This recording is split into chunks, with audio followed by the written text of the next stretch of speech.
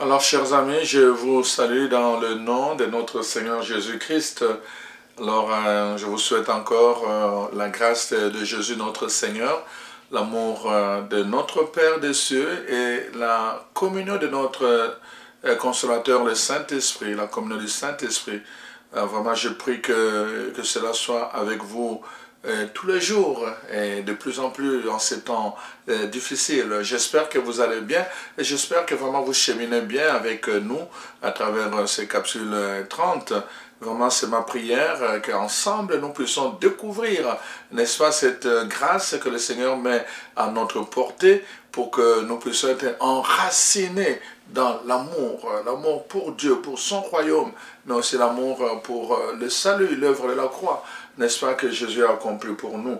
Alors, ces derniers temps, vous le savez, avec la pandémie, n'est-ce pas, on nous a invités à être prudents, à prendre des précautions, à ne pas être négligents, n'est-ce pas, premièrement, pour protéger notre vie, mais aussi pour, n'est-ce pas, protéger la vie des autres.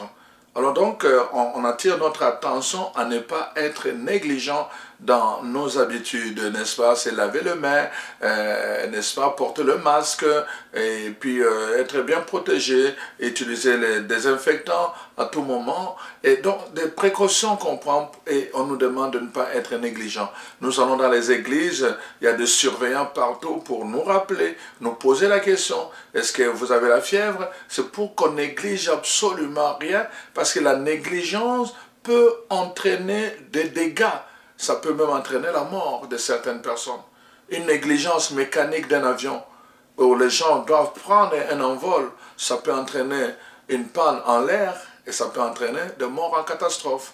Voilà pourquoi la négligence est la pire des choses dans le monde réel. Et aujourd'hui, je voulais vous parler de la négligence sur le plan spirituel. La parole de Dieu nous invite à cela aussi. Et le thème que je vous propose, c'est « Cessez d'être négligent ». Cessez d'être négligent, chers frères et sœurs. Il est temps là que nous prenions conscience vraiment que nous ne pouvons pas continuer notre vie comme avant. Ça fait des années que nous sommes chrétiens. Ça fait des années que nous courons derrière les gens. Ça fait des années que nous sommes toujours en train de demander aux autres de prier pour nous. Ça fait des années que nous lisons la parole de Dieu. Ça fait des années que nous allons dans le groupe de prière, chers frères et sœurs. Et voici, la parole de Dieu vient nous dire dans n'est-ce pas, la parole de Dieu dans 2 Chroniques 29, chapitre 29, verset 11. Cessez, fils de Dieu, cessez d'être négligent. La négligence. La négligence, je vous ai montré sur le plan humain que ça crée beaucoup de dégâts. Ça peut entraîner la mort. La négligence sur le plan spirituel peut créer aussi beaucoup de dégâts et ça peut entraîner la mort. Voilà pourquoi la parole de Dieu insiste là-dessus. Cessez d'être négligent. Pendant longtemps, nous avons négligé notre propre vie spirituelle. Nous l'avons léguée à d'autres personnes. Notre propre vie spirituelle, nous avons légué à d'autres personnes. Ce sont les prêtres qui devaient prier pour nous. Nos propres enfants, nous les avons légués à d'autres personnes. Ce sont les enseignants qui doivent leur apprendre les choses de Dieu. Et nous-mêmes, parents, nous sommes restés là. On ne vérifie pas, on ne s'informe pas, on ne fait absolument rien. On est là. Et on pense que la vie spirituelle doit marcher de cette façon. Il y a une telle négligence, chers frères et sœurs, que ça fait mal au cœur de Dieu. Et je dois vous en parler aussi avec cette rigueur-là. Parce que la parole de Dieu le dit, cessez d'être négligent. Il y a un danger qui vous guette. Il y a un danger qui peut guetter votre famille. Il y a un danger qui peut guetter votre environnement. Nous avons parlé, n'est-ce pas, du salut. Tu seras sauvé, toi et ta maison. Mais on ne peut pas sauver sa maison en étant négligent. Cessez d'être négligent. Chaque seconde, chaque minute, chaque heure, chaque jour que Dieu met à notre portée est un temps de grâce que nous devons prendre vraiment, un temps favorable que nous devons savoir mettre à profit. Nous ne devons pas gaspiller. Le temps gaspillé, on ne peut pas le récupérer. Tout le temps que nous avons gaspillé, on ne peut pas récupérer ce temps-là. Ah, si je savais, j'aurais pu faire ceci. Combien de gens pleurent à un moment donné? Je vous ai donné beaucoup d'expérience avec le temps passé. On n'a pas eu le temps de faire ceci, de faire cela. On n'a pas eu le temps de dire merci à quelqu'un qui faisait du bien. On n'a pas eu le temps de dire l'amour à quelqu'un qu'on aimait. On n'a pas eu ce temps-là et après c'est trop tard. Et quand c'est trop tard, c'est trop tard. Les choses qui sont passées, c'est passé. Tu ne peux pas retourner l'horloge du temps. Tu ne peux pas retourner ça. Tu ne peux pas, malheureusement. Chaque heure qui passe est passée. Tu ne pourras plus en profiter. Voilà pourquoi le Seigneur, la parole de Dieu nous invite à cela. Il y a un travail, avant toute chose, prendre conscience qu'il y a des choses que nous devons mettre en ordre. Dans notre vie, il y a des choses que nous devons mettre en ordre dans notre maison parce qu'il est temps. Les temps sont difficiles et les temps deviendront de plus en plus difficiles. Il se pourrait même que d'ici peu de temps, qu'on n'ait même plus la possibilité d'écouter tous ces enseignements. Il se pourrait que d'ici peu de temps, qu'on n'ait même plus la possibilité d'aller encore à l'église. Et si nous n'avons pas une discipline dans notre vie, si nous sommes négligents, chers frères et sœurs, que deviendrons-nous? Que deviendra notre vie spirituelle? Voilà pourquoi la parole de Dieu nous invite à cela. Vous savez, chers frères et sœurs, et c'est drôle de le dire, en même temps j'hésitais, Dieu a des attentes. Dieu a des attentes quand il prolonge notre existence sur la terre. Il a des attentes. Il veut que nous puissions porter beaucoup de fruits. Il veut que nous puissions porter des fruits de sorte que nous puissions, n'est-ce pas, coloniser la terre. C'est-à-dire qu'en fait, en d'autres termes, impacter la terre d'une nouvelle vie, de nouvelles valeurs. C'est ça, en fait. Je vous ai donné un enseignement. Si vous ne l'avez pas écouté, vous allez l'écouter, n'est-ce pas, sur l'essentiel, où je disais justement quand l'amour, n'est-ce pas, l'esprit est en nous, il produit l'amour. Et l'amour, n'est-ce pas, quand nous avons l'amour, nous avons la fidélité, nous avons, n'est-ce pas, la joie, nous impactons les gens autour de nous. Nous impactons les gens autour de nous. Ça m'arrive parfois, j'arrive de toutes les façons, moi, dans des endroits où je travaille, parfois je ne dis absolument rien, mais je ne savais même pas que mon sourire impactait les gens. Mais c'est quand je ne souris pas que les gens me disent « Pourquoi tu es comme ça? On aime quand tu souris. » Voyez-vous? C'est important. Nous devons impacter le monde autour de nous. Nous devons impacter notre environnement. Et ça, c'est très important. C'est une responsabilité qui nous revient. Donc, ce que je dis, Dieu a des attentes, non pas la manière humaine qu'il nous donne pour que nous puissions lui donner. Non, c'est pas ça. Dieu a des attentes, c'est-à-dire qu'il nous a placés sur la terre. La Bible dit, dans le psaume 8, versets 5 à 8, que qui est l'homme pour que Dieu pense à lui? Il dit, il est comme un Dieu, un peu moindre que lui, mais il a doté de pouvoir et d'autorité. Il a placé sur la terre, il a tout soumis sous l'autorité de l'homme. Et Dieu veut, il attend que l'homme puisse régner sur la terre comme lui, Dieu règne dans le ciel. C'est pour cela qu'il a créé l'homme à son image et à sa ressemblance, pour que l'homme apprenne à régner sur la terre comme il règne dans le ciel. Voyez-vous, chers frères et sœurs, c'est une lourde responsabilité. Nous devons régner. Mais nous ne pouvons pas régner n'importe comment. Nous devons régner pour implanter le système du royaume. Nous devons régner en implantant les ambassades du royaume sur la terre. Et ça nous invite donc, n'est-ce pas, à une attitude. Nous devons d'abord cesser d'être négligents à plusieurs niveaux, comme nous allons le voir. La parole de Dieu dit dans 1 Corinthiens 9, verset 7, « Qui plante une vigne et ne mange pas de fruits ?» Quand on plante une vigne, on attend qu'il y ait de fruits, n'est-ce pas? Dans Jean 15, verset 2, la parole montre les conditions pour porter des fruits. Et la parole de Dieu donne l'image du sarment et de la vigne et le sarment. Pour que le sarment porte des fruits, ils doivent être attachés à la vigne. C'est ça, les exigences. On ne peut pas être négligent en disant, bon, moi je peux mener ma vie comme je veux, et puis en même temps espérer, n'est-ce pas, avoir des fruits dans la vie spirituelle, dans la vie de prière, dans la vie sociale, conjugale, ou dans la vie familiale. On ne peut pas. ça nous prend une discipline, n'est-ce pas? Et la parole de Dieu dit, donc ça nous prend aussi une communion. Le sarment lui-même ne peut pas porter de fruits s'il n'est pas attaché à la vigne. Sinon, il va sécher. Voyez-vous, chers frères et sœurs, donc il ne pourra pas porter de fruits par lui-même. 2 Pierre 1, versets 5 à 8, la parole de Dieu nous dit, nous montre comment nous devons, n'est-ce pas, faire attention à notre vie spirituelle. Il dit ceci, c'est pour cela que à votre foi, ajoutez la vertu. Quand vous avez la foi, nous avons tous la foi. On ne peut pas se contenter de dire, oh, moi je crois en Dieu. Non, on ne peut pas être négligent à ce niveau-là. Dieu attend de nous plus que cela. Nous avons été créés pour plus que cela. Voyez-vous, chers frères et sœurs, on ne peut pas dire simplement, comme j'entends les gens dire, ah ben l'important c'est que je crois en Dieu. Non, la Bible dit, à votre foi, ajoutez la vertu. Vous devez devenir un homme vertueux. Vous devez devenir une personne vertueuse. C'est ça que la parole de Dieu dit. Ne restez pas, n'est-ce pas, négligent par rapport à la foi. La foi doit produire autre chose, la vertu. Et la Bible dit, à votre vertu, la science. C'est-à-dire que vous devez avoir une compréhension. Ce n'est pas une foi aveugle. Une compréhension de Dieu. Une compréhension de son royaume. Une compréhension de ses lois. La science vous donne, n'est-ce pas, cette compréhension-là. À la science, la tempérance. À la tempérance, n'est-ce pas, la patience. J'ai parlé de la patience quand j'ai parlé du Saint-Esprit. C'est vraiment, n'est-ce pas, l'amour, dans l'amour qui lutte, n'est-ce pas? C'est très important, la patience. Il y a une souffrance dans la patience. Les gens qui ne sont pas patients sont pressés. Et parfois, parce qu'ils sont pressés, ils ne voient pas de fruits de ce qu'ils auraient pu voir. Voyez-vous, chers frères et sœurs?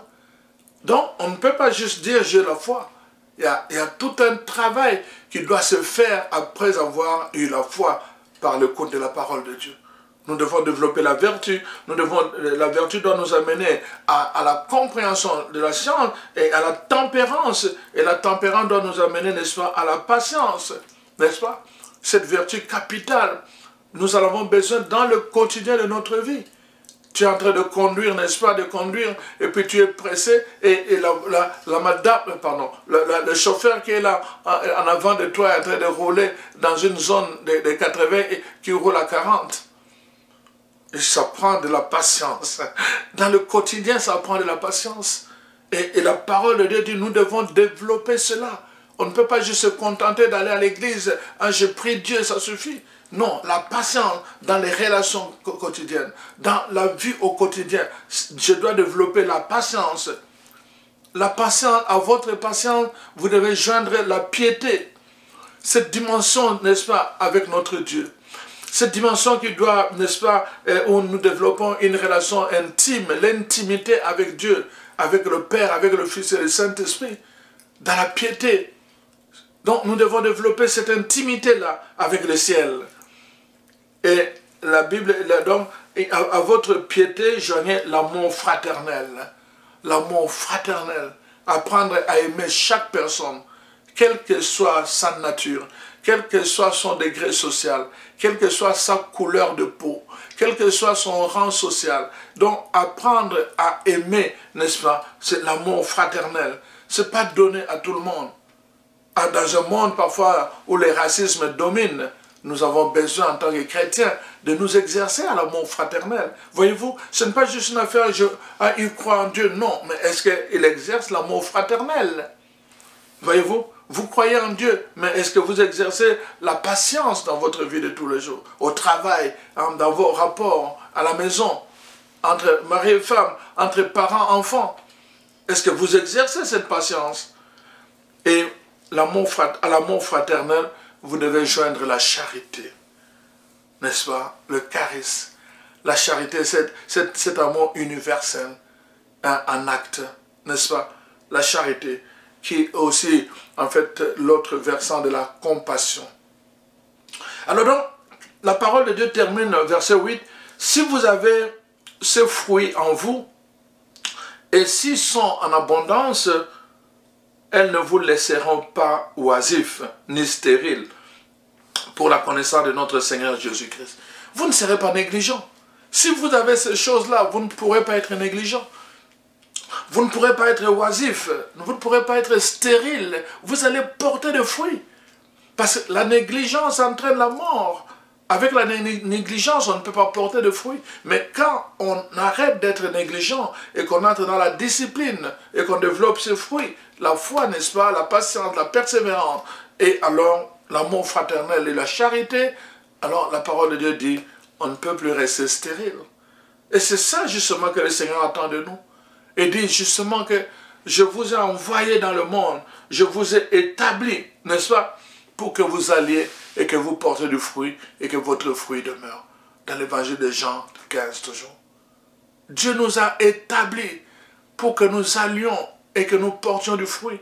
C'est ça, l'attente de Dieu, c'est que nous portions du fruit et que notre fruit demeure.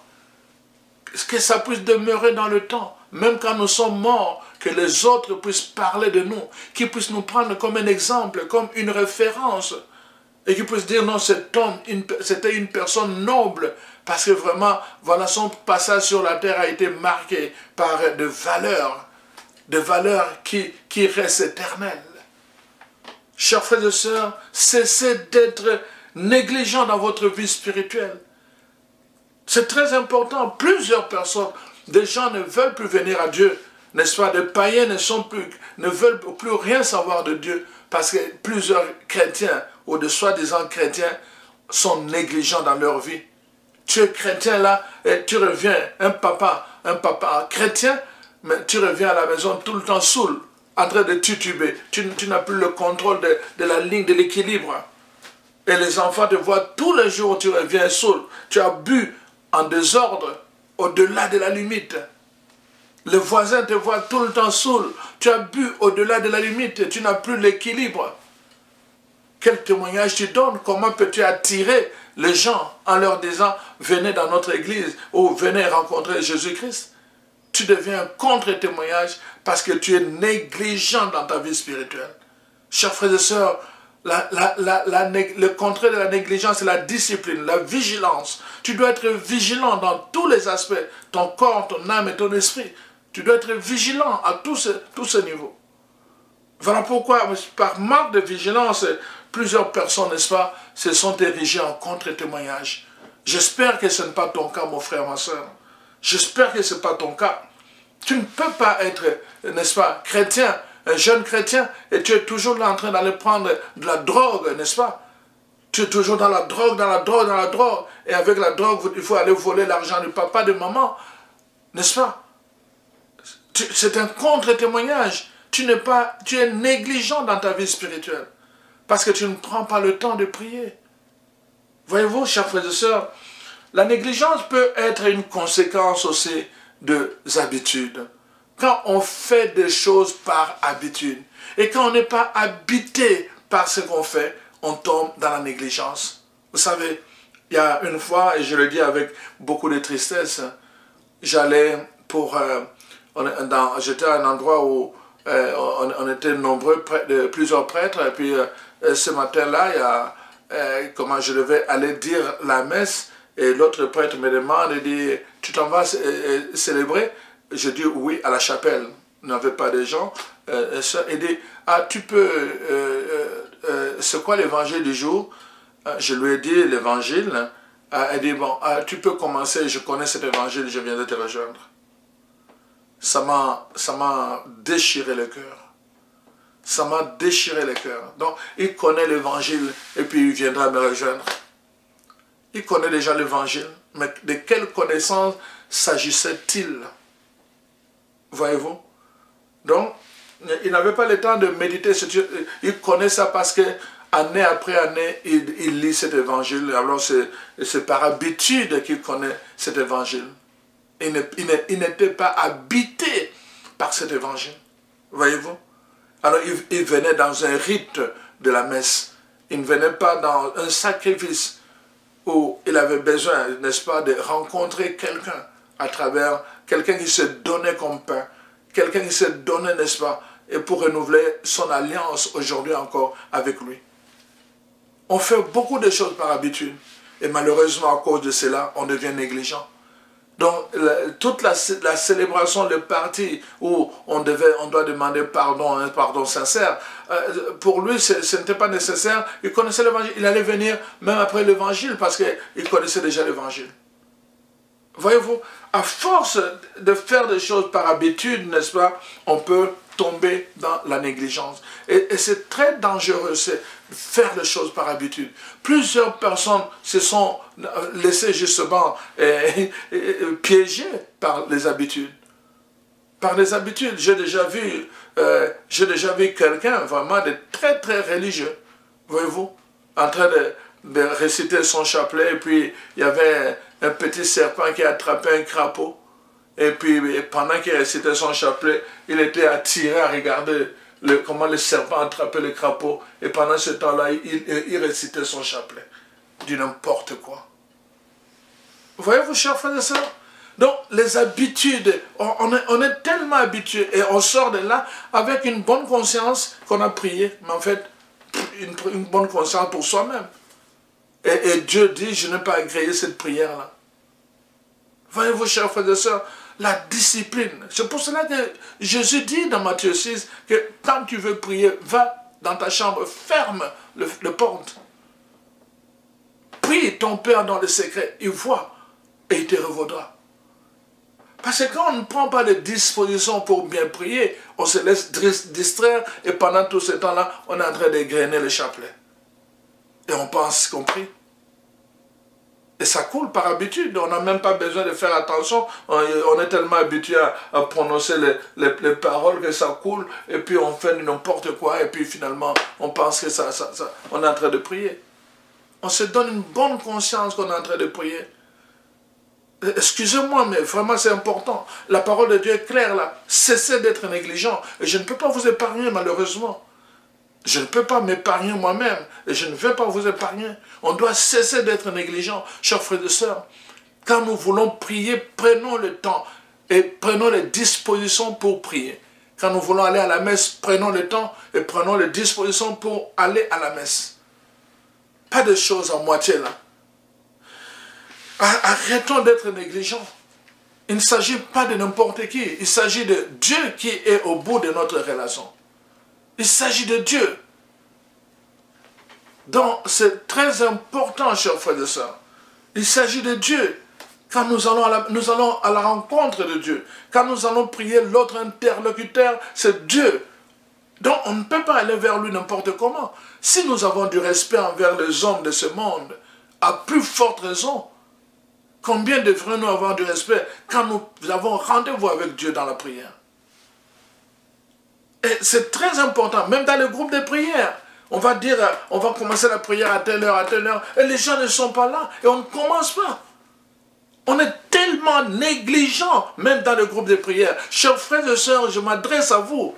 Si vous voulez voir la puissance de Dieu, la bénédiction de Dieu, c'est très important cette phrase de 2 Chroniques 29, verset 11. Cessez d'être négligent dans les affaires de Dieu. Nous devons cesser cette négligence. Nous devons arrêter avec cette négligence. Ce n'est pas l'attitude des enfants de Dieu.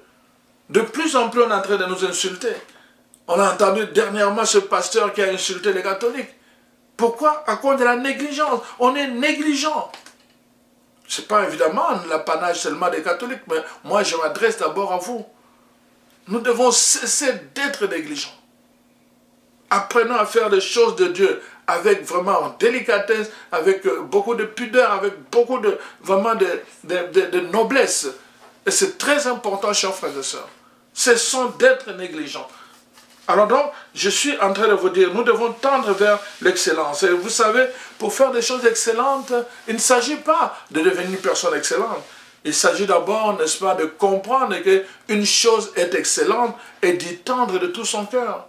En d'autres termes, l'excellence est dans des petites choses qu'on fait, mais de façon excellente. La façon de sourire à quelqu'un, de dire bonjour, n'est-ce pas, à quelqu'un. Tu prends le temps de le regarder, n'est-ce pas, et tu dis bonjour mon cher, bonjour ma chère, n'est-ce pas. Tu prends le temps, mais pas comme ça, bonjour, bonjour. Ça, c'est pas de l'excellence, dans des petites choses. L'excellence dans de petites choses, même quand tu fais la vaisselle. L'excellence dans l'art de faire la vaisselle. Prendre le temps de nettoyer, d'essuyer. N'est-ce pas? Faire la vaisselle. L'excellence. L'excellence dans la façon de cuisiner. L'excellence dans la façon d'étudier. L'excellence dans des petites choses. Quand je le fais de façon excellente, alors je deviens excellent. Voyez-vous? Chers frères et sœurs, c'est très important. Quelqu'un me disait que sa grand-mère lui disait tout le temps, si tu as l'habitude de négliger les 1 centime, n'est-ce pas, tu ne pourras jamais gérer des millions, jamais.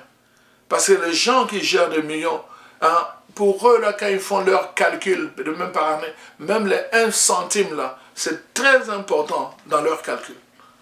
Mais les gens qui sont négligents avec des petites choses, des pièces de 5, de tout ça, tu peux leur donner beaucoup, ils ne sauront pas faire grand-chose. Quand tu donnes à quelqu'un un peu d'argent et qu'il ne prend pas soin de cet argent que tu lui as donné, tu pourras lui donner beaucoup, il ne prendra pas soin. L'espérance, ça se fait voir partout. Écoutez les gens, ils vont te le dire. L'excellence. Donc la négligence... Vraiment, le contraire de la négligence, c'est vraiment viser l'excellence.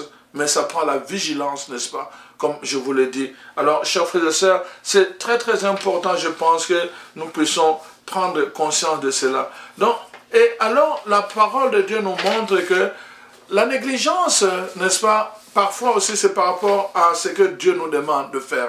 Voyez-vous, dans le livre de Genèse, je vais vous lire ce passage. Dans les livres de Genèse, la parole de Dieu nous parle de Caïn, n'est-ce pas? Alors, Caïn, qu'est-ce qui se passe? Avant même qu'il puisse commettre le meurtre, Dieu lui parle. Il lui dit ceci dans Genèse 4, verset 7. « Certainement tu agis bien. Si tu agis bien, tu relèveras ton visage. Et si tu agis mal, le péché se couche à ta porte et ses désirs se portent vers toi. Mais toi, domine sur lui. » Et la parole de Dieu continue. Cependant, Caïn adressa la parole à son frère Abel. Mais comme il était dans le champ, Caïn se jeta sur son frère Abel et le tua. Voyez-vous, chers frères et sœurs, Dieu l'avait prévenu que le péché est à ta porte et ses désirs se tournent vers toi. Et Dieu lui dit, domine-le. Caïn était négligent. Il a été négligent. Dieu lui a donné la révélation. Dieu lui a donné l'avertissement. Si Caïn avait pris à cœur l'avertissement de Dieu, il ne serait pas tombé dans le meurtre. Il y a des choses qui nous arrivent parce que nous sommes négligents. Dieu parle et il continue à parler. Mais nous écoutons cette parole et nous disons, ah peut-être ce n'est pas pour nous, c'est pour les autres. Et alors nous devenons, n'est-ce pas, négligents. La négligence concerne aussi la qualité de notre cœur. La Bible parle beaucoup des racines amères. Donc, je parlais des racines amères.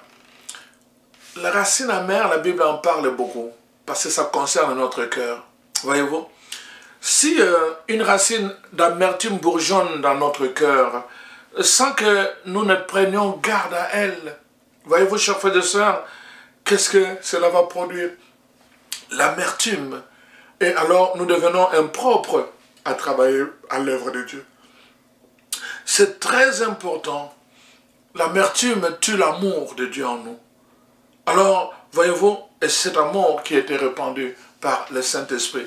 C'est pour cela que nous devons faire attention, chers frères et sœurs, faire attention à la qualité de notre cœur. C'est aussi ne pas négliger ce que Dieu nous demande. Je vous ai dit, Dieu fait des avertissements à travers sa parole. Nous allons quelque part, la parole retentit, cette parole logos, quand ça devient réma, quelque chose qui touche notre vie et que nous ne faisons rien, évidemment, n'est-ce pas, nous devenons négligents. Et nous pouvons faire des choses que Dieu n'a pas prévues, n'est-ce pas, alors qu'il nous avait avertis, comme exactement Caïn. Deuxièmement, nous pouvons développer au-dedans de nous des attitudes. à force de ne pas faire attention, quand quelque chose commence, ça commence à bourgeonner, et tu le laisses, hein, tu as une rancune contre quelqu'un, pour une raison ou une autre, au lieu peut-être d'aller parler avec la personne, tu gardes ça dans ton cœur. Tu es négligent, tu négliges ça. Pendant ce temps, tu commences à faire semblant, tu négliges cette affaire-là. Cette affaire va commencer à pousser, à bourgeonner, et ça va prendre toute la place dans le cœur. Ça va devenir amer, le cœur va devenir amer. Un cœur amer ne peut produire que des paroles amères. Tu deviendrais méchant dans tes paroles quand tu t'adresses aux gens. La négligence dans des petites choses, quand tu ne prends pas soin d'éliminer ces bourgeons-là, évidemment, ça peut devenir un arbre dangereux dans ton cœur, chers frères et sœurs. À cause de cela, plusieurs personnes qui ont négligé ont vu leur vie vraiment dépérir. Et ils ont vu des amis les quitter. Donc, c'est très important de faire attention. La parole de Dieu nous parle aussi d'autres choses que nous devons faire, auxquelles nous devons faire attention. Voyez-vous, Josué, dans l'Ancien Testament, après la mort de Moïse, il continue à pleurer Moïse, à pleurer Moïse, à pleurer Moïse. Dieu est venu lui dire, hey, Josué, fais attention. Hein? Maintenant, c'est toi qui dois prendre la relève. Tu ne peux pas rester là à pleurer, à pleurer. Tu dois prendre la relève. Fortifie-toi. Fortifie-toi. Prends courage. Et mets-toi en route. C'est toi qui dois faire entrer le peuple dans la terre promise. Fortifie-toi. Nous avons besoin de nous fortifier. Nous avons besoin de nous fortifier. La Bible dit, fortifie-toi. C'est toi qui donneras comme patrimoine à ce peuple. Dieu compte sur toi, chers frères et sœurs. Tu ne peux pas être négligent. Tu ne peux pas être négligent. Dieu compte sur toi. C'est toi qui fera, comme il a dit, qui donnera à ce peuple. C'est toi qui donneras à ta famille, n'est-ce pas, comme patrimoine d'entrer dans le salut. C'est toi qui donneras à tes amis comme patrimoine d'entrer. C'est toi qui donneras à ton groupe de prière, n'est-ce pas, de faire l'espérance de la puissance du Saint-Esprit. Ne néglige pas, ne sois pas négligent. Fortifie-toi, prends courage, parce que c'est toi. Dieu compte sur toi pour faire des choses.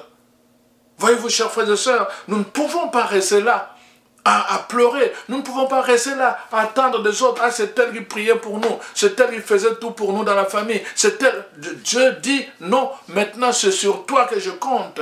Fortifie-toi. Ne sois pas négligent, chers frères et sœurs. C'est pour cela que c'est très très important, voyez-vous. Dans 1 Timothée, n'est-ce pas, 1 verset 12 à 14, la parole de Dieu parle un peu, donc la grâce de Dieu a surabondé dans le ministère de Paul, et parce que Paul n'a pas été négligent. Hein, la Bible dit de cela. Parce que Paul n'a pas été négligent. Et Paul lui-même écrit dans 1 Timothée 4, verset 12 à 16, il dit ceci à Timothée, Paul écrit à Timothée en lui disant, « Ne méprise pas ton jeune âge. » Je m'adresse à toi, le jeune. Toi qui es jeune encore, je m'adresse à toi. Ne méprise pas ton jeune âge.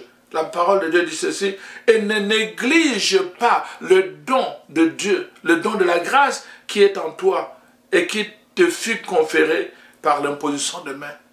Ne néglige pas le don de la grâce qui est en toi.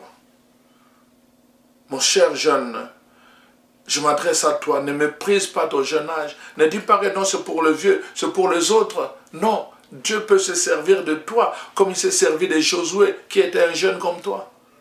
Il dit, c'est par toi, n'est-ce pas? Il a dit ça, c'est toi qui donneras comme patrimoine à mon peuple. Dieu veut, et il dit, ne néglige pas ton jeune âge. Et ne néglige pas le don, ne méprise pas ton jeune âge, et ne néglige pas le don de la grâce qui est en toi. Il y a la grâce que tu as reçue le jour de ton baptême, la grâce qui est renouvelée à travers chaque sacrement, la grâce qui est renouvelée à travers l'Eucharistie à laquelle tu participes dimanche après dimanche. Ne méprise pas cette grâce de Dieu en toi. Voyez-vous, chers frères et sœurs, tu ne dois pas négliger cette grâce-là. Tu dois être conscient de cette grâce qui est présente dans ton cœur.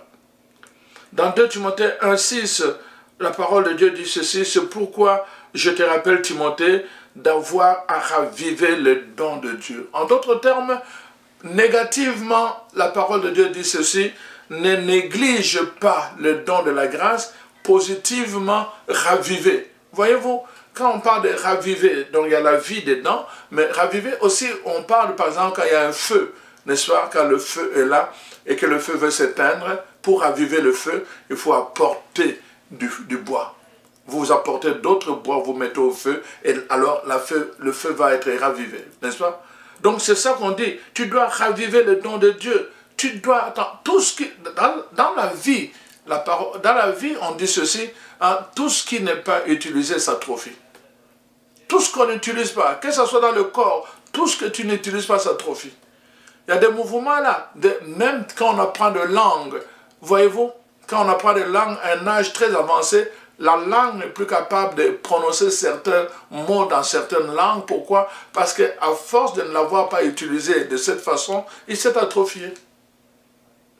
Quand tu n'utilises pas un membre de ton corps, quand tu n'utilises pas, regarde un peu comment quelqu'un qui a eu par exemple le bras droit, qui est droitier, le bras droit cassé, il doit réapprendre à écrire avec le bras gauche.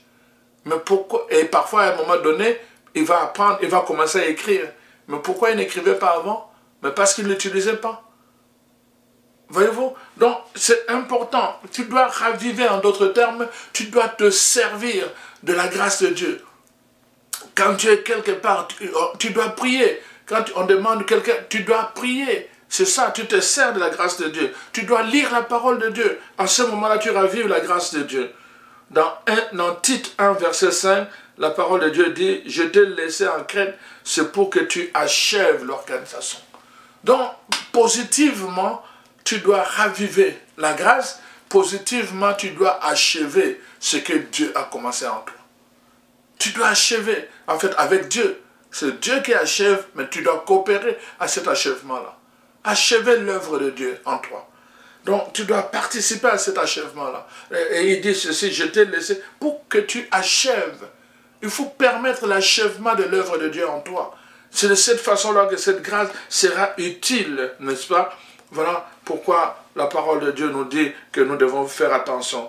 Donc, on voit quand un athlète est négligent, il peut faire perdre l'équipe, n'est-ce pas? Un médecin qui est négligent, n'est-ce pas? Il peut tuer des vies au lieu de les sauver. On voit un chrétien qui est négligent peut devenir un contre-témoignage, n'est-ce pas, un obstacle à la conversion de païens. Comme disait quelqu'un, le plus grand danger du XXe siècle est une religion sans le Saint-Esprit, des chrétiens sans Christ, des pardons sans repentance et le salut sans de nouvelles naissances. Voyez-vous, chers frères et sœurs, je voulais vous partager cela. Nous savons, je termine avec deux récits brefs que je donne brièvement. Le premier, c'est Matthieu 25, où il est question de 3 catégories de personnes à qui le maître a donné des talents. Le premier, il donne 5 talents, le deuxième 3 et le dernier 1 talent. On nous dit le premier, tout aussitôt après, il a compris que le temps est un facteur important si on veut raviver. Il a compris que le temps est un facteur important si on veut profiter. Aussitôt après, il alla fructifier. Le deuxième aussi, aussitôt après, il alla fructifier. Le troisième a été négligent. Il est allé enterrer les talents du maître sous terre. Et quand le maître est revenu, on lui a arraché ce qu'on lui avait donné et on l'a envoyé dans les ténèbres. La négligence peut te coûter cher dans le temps de la fin. Chers frères et sœurs, faites attention. Le deuxième récit, c'est toujours Matthieu 25, avec les 10 vierges. La parole de Dieu nous dit, il y avait 5 qui étaient sages et 5 autres qui étaient négligentes. Et on nous dit, quand l'heure est arrivée en pleine minuit où l'époux devait entrer, on a crié, alors l'époux, venez à la rencontre de l'époux. Alors les 5 sages étaient prévoyantes, ils avaient l'huile, ils ont allumé leur lampe, mais les 5 insensés qui n'étaient pas prévoyantes, qui étaient négligentes, elles n'avaient pas d'huile de réserve. Le temps d'aller chercher de l'huile, l'époux est entré, on a fermé la porte. Malgré leur désir d'entrer dans la maison de noces, elles ne sont pas entrées. Pourquoi? Elles étaient négligentes. La négligence coûte cher. Alors j'espère, je prie Dieu qui te donne vraiment cette grâce de la vigilance. Je prie Dieu qui te donne la grâce de l'excellence dans des petites choses. Dans la vie chrétienne, dans ta vie chrétienne, dans ta vie de foi. Quand tu pries, fais-le de façon excellente. Quand tu vas à la messe, participe de façon excellente. Si tu as des talents, toi, de chanter et tout, mets-les au service de ton groupe de prière. Si tu joues à la musique, mets-les au service des gens, au service des autres. Quand tu vas le faire, Dieu va te bénir davantage. Chaque fois que tu multiplies, aussitôt après, Dieu te donne encore. Il a donné à celui qui en avait 10, on a pris le 1 de celui qui n'avait pas fructifié, on a donné à celui qui en avait déjà. Ça, c'est que la récompense de ceux qui sont vigilants et ceux qui marchent dans l'excellence. Alors, je prie Dieu que ça soit ton cas. Sois béni, mon frère. Nous allons nous revoir la semaine prochaine, si Dieu le veut. Alors, merci.